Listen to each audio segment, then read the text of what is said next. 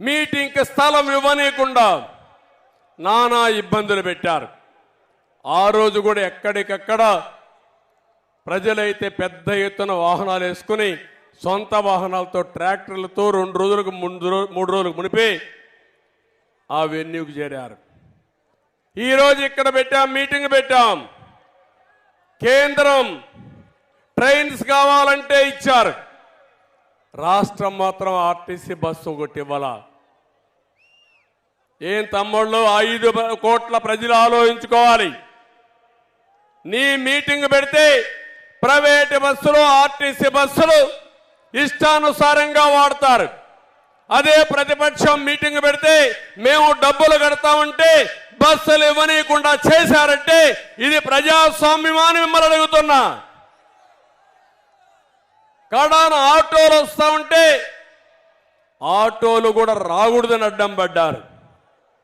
Private బస్సులు ఇస్తా ఉంటే దానికి కూడా అడ్డం పడ్డారు. కానీ సంకల్పం ఉంది. మీరు ఎన్ని ఇబ్బందులు పెట్టినా తప్పించుకొని ఈ మీటింగ్కి వచ్చి బ్రహ్మాండంగా జయప్రదం చేశారంటే మిమ్మల్ని అందరినీ మనస్ఫూర్తిగా అభినందిస్తున్నాను. ఇంకో పక్క భవిష్యత్ గ్యారంటీ మీద ఇప్పటికే కార్యక్రమం మనం స్టార్ట్ చేశాం. ఈ భవిష్యత్ గ్యారంటీ ఒక పక్క తీసుకుపోతూనే ఉమ్మడి ఎలక్షన్ మేనిఫెస్టో కూడా తొందరలోనే తయారు చేసి ఇంకొక 1-2 మీటింగులు పెట్టాలనుకుంటున్నాం. నేను పవన్ కళ్యాణ్ గారు అందరు నాయకులు కలిసి ఒకటి అమరావతిలో ఒకటి తిరుపతిలో పెట్టి ఆ 2 మీటింగులు ఒక మీటింగులో ఉమ్మడి ఎలక్షన్ మేనిఫెస్టో కూడా అనౌన్స్ చేస్తామని చెప్పి కూడా నేను మీకు తెలియజేస్తున్నా. ఇప్పటికే మహాశక్తి కార్యక్రమానికి శ్రీకారం చుట్టాం. ప్రతి ఒక్క ఆడబిడ్డకి 1500 రూపాయలు నెలకు ఇవ్వడానికి 18 సంవత్సరాల వయసు వచ్చిన వాళ్ళందరికీ ఇస్తున్నాం. ఇంకో పక్క చదువుకునే పిల్లలందరికీ తల్లికి వందనం కింద 15,000 రూపాయలు ఇస్తాం.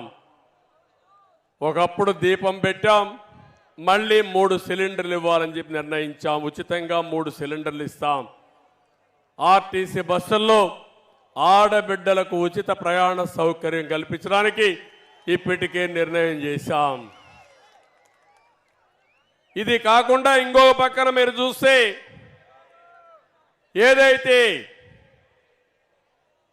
యువగళం ఒక చరిత్ర 20 లక్షల మందికి ఉద్యోగాలు ఇప్పించే బాధ్యత 5 సంవత్సరాల్లో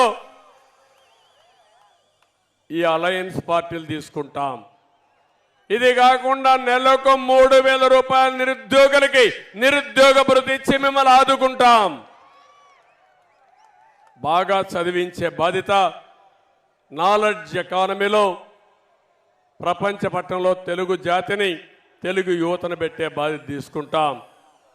వ్యవసాయం నేను ఎక్కువ మాట్లాడడం లేదు, ఇంత మునిపే మన వాళ్ళందరూ చెప్పారు. వ్యవసాయం సర్వనాశనమైంది. రైతాంగం చితికిపోయారు. ఆత్మహత్యల్లో నెంబర్ 1 ఉన్నాం, అప్పుల్లో నెంబర్ 1 ఉన్నాం. మళ్ళీ రైతు రాజ్యం వస్తుంది. రైతును ఆదుకునే బాధ్యత తెలుగుదేశం పార్టీ తీసుకుంటాం. ప్రతి ఒక్క రైతుకి 20,000 రూపాయలు సంవత్సరానికి ఆర్థిక సహాయం చేసే బాధ్యత అన్నదాత కార్యక్రమం చేస్తామని చెప్పి కూడా నేను మీకు తెలియజేస్తున్నాను.